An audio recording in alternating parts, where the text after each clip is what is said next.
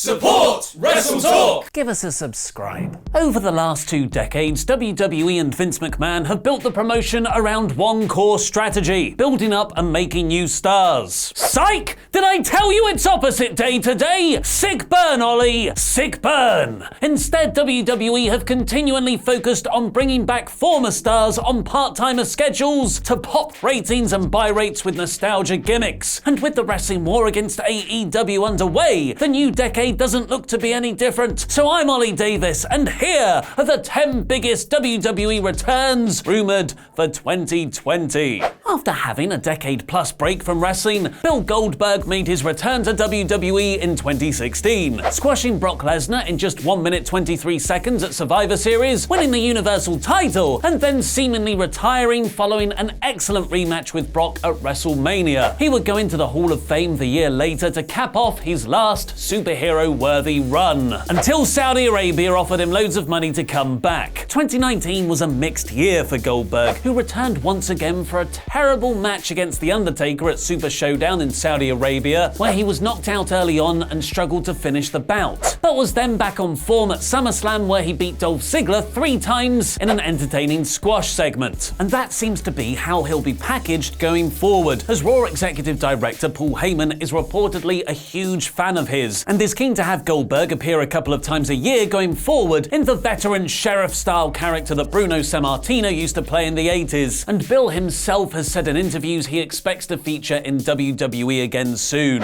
Ronda Rousey hasn't been seen on WWE TV since she kind of lost her Raw Women's title to Becky Lynch, even though her shoulder was up, where she teased starting a family with husband Travis Brown and starred in an American TV show about a tsunami. Interestingly though, Ronda is still technically under contract with WWE, having signed a 3-year deal ahead of her debut at the 2018 Royal Rumble, which therefore expires early 2021. And according to reports, WWE was tentatively booking a Ronda vs Becky rematch for WrestleMania 36. One of my best friends in the whole wide world, Nia Jax, was sadly taken out with injury at WrestleMania 35, tearing both ACLs, a common injury amongst wrestlers which can take nearly a year to recover from. Wrestling Observer newsletter reported on the 12th of December, however, that Jax has now fully healed from her injuries and is training at the Performance Center to prepare for an in-ring return, something Nia herself seemingly confirmed, posting a boomerang on Instagram of her running the ropes, although she then called reports she was returning anytime soon as lies. I smell a worky McWork face, the technical term for when wrestlers try to throw us off the scent. The obvious timing would be for a surprise return in the Women's Royal Rumble match in January, or maybe even in the men's again, as she brilliantly appeared in both the 2019 ones. Take that, gender stereotypes! Coming out at number 30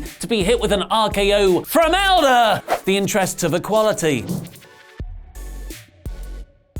Like his Super Showdown opponent Goldberg, it seems the WWE will resurrect The Undertaker whenever they need a quick ratings bump, or for a big Saudi Arabia show if they're running short of slightly too old men to wrestle. Because despite retiring twice a year since mid-2005, The Undertaker actually shows no sign of stopping his frequent returns. He's going to start showing up more than Brock Lesnar at some point, and the dead man will likely appear more in 2020 after his 2 matches in 2019, the first being his Goldberg catastrophe at Super Showdown, and the second in a much better tag match alongside Roman Reigns against Shane McMahon and Drew McIntyre at Extreme Rules. Rob Van Dam's last full-time run in WWE came all the way back in 2013, where he took part in 2 Money in the Bank ladder matches. But despite continuing to wrestle all around the world, currently doing so for Impact Wrestling, WWE have declined to bring him back, which RVD claimed himself is because WWE's doctors will no longer clear him to compete, as he suffered a concussion in 2016, causing visual impairment, which has disqualified him from working for the WWE. But on July 22nd, 2019, RVD was brought back for a cameo on the Raw Reunion special, getting special permission from his Impact Wrestling contractor, appearing alongside Kurt Angle, Sergeant Slaughter, and the Hurricane Shane Helms. While he didn't get physical, perhaps the medical reasons against his return aren't as permanent as they first sounded, as Van Dam has said in 2019 interviews interviews, if the right business was offered, then I could see me doing another run in WWE. And with his Impact contract expiring in 2020, that could happen sooner rather than later. Since being reinstated to the WWE Hall of Fame in 2018, 3 years after he was removed because of leaked racist comments he'd made a decade prior, Hulk Hogan has been used sparingly in WWE, mostly for appearances in Saudi Arabia. Because when you've got something that controversial already, a little bit of Hogan isn't going to offend anyone anymore. After captaining Team Hogan against Team Flair at November 2019's Crown Jewel, the Hulkster is trying to get Hulkamania to run wild all the way to WrestleMania, where, of course, he wants another match despite barely being able to physically get in a ring. Like literally, WWE cameras won't show him stepping through the ropes because he can hardly move from all the spine surgeries. Speaking to a Saudi YouTube channel in 2019, Hogan said, "Yeah, I've been talking to Vince McMahon. History is very important to me. I've had a very long career, and part of my career was with a very, very small company and a very gracious lady named Dixie Carter at TNA. I actually had my last match there. That's hard for me to live with. I want my last match to be in the WWE. Great way to bury TNA, Hogan." So I've been pushing and negotiating very hard, and I'm getting very, very healthy again. I'm in good shape. I'm a little bit under 300 pounds, maybe 295 pounds, and I'm getting ready. I'm going to have one little teeny surgery on my back. It'll take me a couple of months to recover, but I've got my eyes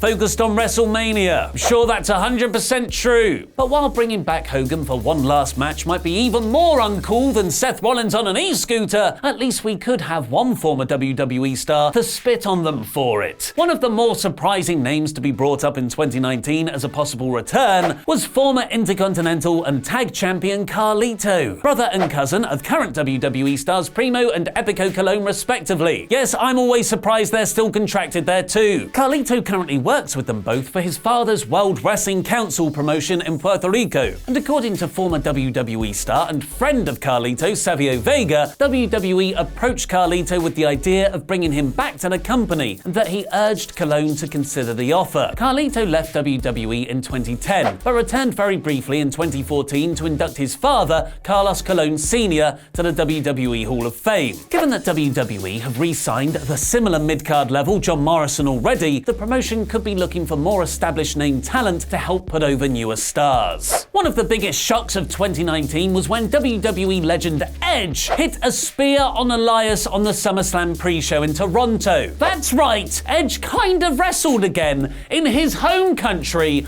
on one of the biggest shows of the year on the pre-show. The reason this was so surprising was because it's the first time Edge has done anything physical in a WWE ring since he was forced to retire from wrestling in 2011 with a neck injury. While it was only a spear, that it was the first time we'd seen one in 8 years got people talking. After his appearance, Edge spoke on his E&C podcast about a potential return to the ring, something he personally feels he would be more than capable of doing. To be perfectly honest, I think I could do a match tomorrow, and I might be blown up, but I'll be okay. It's just from what I know with the WWE medical staff, they won't allow it. The Rated R superstar signed a new deal with WWE in 2019, and the Wrestling Observer newsletter noted that there had been talk within WWE about trying to get Edge back in for at least one more match. WWE's resident man ogre Lars Sullivan has been out of action since injuring his knee in June 2019, and according to reports, his recovery isn't going well. Current estimates have him returning at some point in the summer of 2020, which would make his rehab 6 months longer than initially predicted. His first main roster run was far from smooth.